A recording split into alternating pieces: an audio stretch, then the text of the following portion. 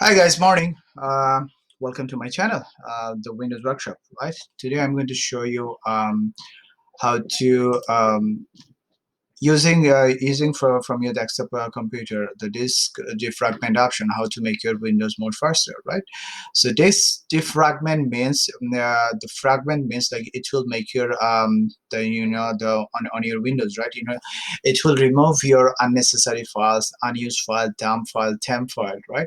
And make your drive more faster and smoother, right? And you guys will get benefited. You guys will feel like your windows application is running smoothly, right? So let's go to like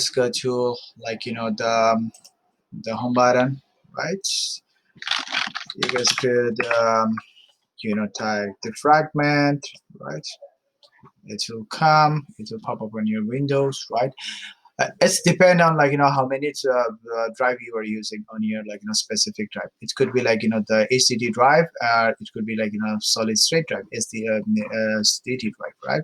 And it depend on how many partition do you have on your specific Windows, right? In my computer there is C drive, D drive, E drive, right? And you guys see like F drive, right? Basically the everything's stored on your C drive, right? So C drive needs to be clean. So there will you guys find two options: analyze and optimize, right? So optimize, did you see? I do have solid state drive. It will clean up your fragmented your drive in a blink of an eye, right? There is a D, so you have to select the drive and hit optimize.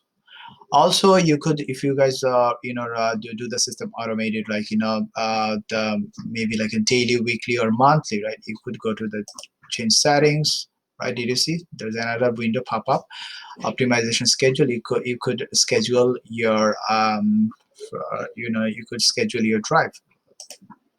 On your drop down you could find weekly, daily, or monthly, right?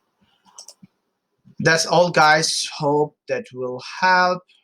Thank you, and see you on the next episode. Thank you. Have a good day. Bye bye.